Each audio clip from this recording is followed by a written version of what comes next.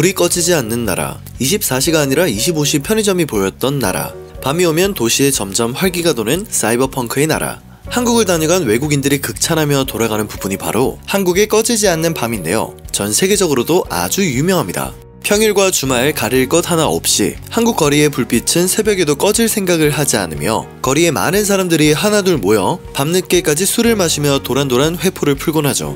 그런 외국인들이 한 가지 정말 궁금해하는 부분이 있는데요. 사람들이 가득 찬 술집 근처에 이상하게도 자동차들이 들어서 있습니다. 사람도 자동차도 가득 차 있는데 차를 가져온 사람들은 어떻게 집에 돌아가냐는 궁금증이었죠. 여러분들도 술자리에 피치 못할 사정으로 차를 끌고 간 경험이 있으실 텐데요. 예를 들어 출퇴근을 차를 타고 이동하는데 갑자기 회식이 잡혔다는지 등등 말이죠. 이럴 때 우리는 대리운전 서비스를 통해 기사님께 운전을 부탁드리기도 합니다.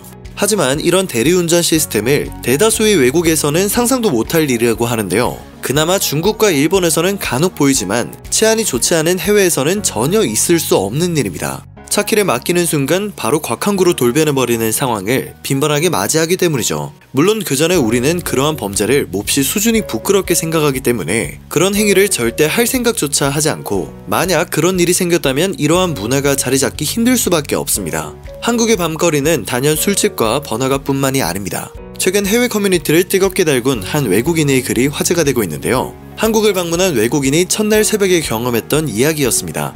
아직까지 한국을 방문해보지 못한 외국인들은 자주 커뮤니티로 한국에 대한 질문을 하곤 하는데요. 질문의 내용은 이랬습니다. 한국에서 가장 큰 문화 충격은 뭐였나요? 이 같은 질문에 답변한 외국인의 사연이 재미있어 가져와 봤습니다. 자꾸 같은 이야기를 하고 싶지는 않지만 한국은 정말 안전합니다. 첫날 새벽 2시에 편의점 점원이 내게 뛰어와서 어깨를 두드려서 얼마나 놀랐는데요. 뉴욕에 살아서 불안 증세가 있었는데 그 친구는 1+1이라서 무료로 알려주려고 쫓아왔더라고요. 첫날은 정말 놀랐고 제가 바보처럼 느껴졌어요. 긴장을 풀고 보니 정말 새벽에 걸어다니는 게 안전해서 놀라웠어요. 라며 한국의 밤을 극찬했죠. 이렇듯 한국의 새벽은 시민의식을 보여주는 대표적인 예시가 되었는데요. 비슷한 예로 공원에 대한 이야기도 있었습니다. 한국을 제외한 대부분의 나라는 아무리 가로질러 가는 길이라고 해도 늦은 밤이라면 공원을 피해 돌아가는 게 당연한 것이다. 하지만 한국인들은 새벽이라도 공원을 피하기는커녕 그곳에서 운동을 하고 일부 사람들은 벤치에 앉아서 음악을 들으며 가볍게 맥주 한 잔을 즐기기도 한다. 한국인들에겐 일상이자 사소한 모습일 수 있지만 절대 약소국이나 후진국에서 이러한 모습을 찾아볼 수 없다. 단순히 밤에도 공원에서 산책을 할 수 있다는 것이 중요한 게 아니라 그런 것들이 정말 아무렇지도 않게 가능한 한국의 치안과 인프라는 그 어떤 나라도 따라올 수 없는 것들이다 라고 소신껏 자신의 생각을 말했죠. 이에 다른 외국인들은 나도 한국에서 살면서 빠른 인터넷과 깔끔한 지하철도 좋았지만 밤에 공원을 산책하는 것이 제일 좋았다. 새벽에 야식 시켜 먹고 공원에 자꾸 산책 가자고 해서 걱정했는데 괜한 걱정이었다 등의 반응을 보였습니다.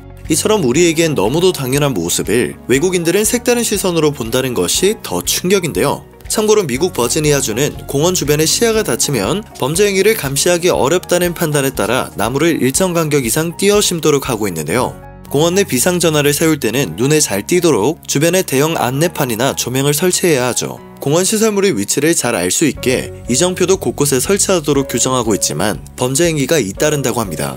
영국은 울타리의 형태와 가로등 간격, 도로 재질 등을 상세히 명시하는데요. 공원 놀이터의 울타리는 철망 등 투시가 가능한 재료로 만들어야 하고 울타리 근처 나무는 밖에서 바라보는 성인의 시야를 가리지 않을 정도로 심어야 합니다. 복잡하죠? 이런 조건을 다 충족시키면서 시민들이 공원에 대한 긍정적인 이미지를 가질 수 있도록 화장실 문이나 벽 등을 예술작품처럼 꾸미기도 하는데요. 이 정도까지 관리의 손길이 미치고 있다는 신호를 줘야 할 정도로 공원에 대한 인식 개선이 필요한 상황이죠. 이렇듯 외국인들은 한국을 선진국이라고 평가하는 요소의 대표적으로 시민의식이나 치안, 국민소득과 같은 경제적인 부분과 음악, 예술처럼 문화적인 것을 예로 드는데요. 그중 한국에서 외국인들이 몸소 느낄 수 있는 부분은 아무래도 치안과 그의 바탕이 되는 시민의식이었다는 생각이 듭니다. 오늘 준비한 내용은 여기까지입니다. 영상이 마음에 드셨다면 그것만으로도 감사드립니다. 지금까지 지금 이슈였습니다.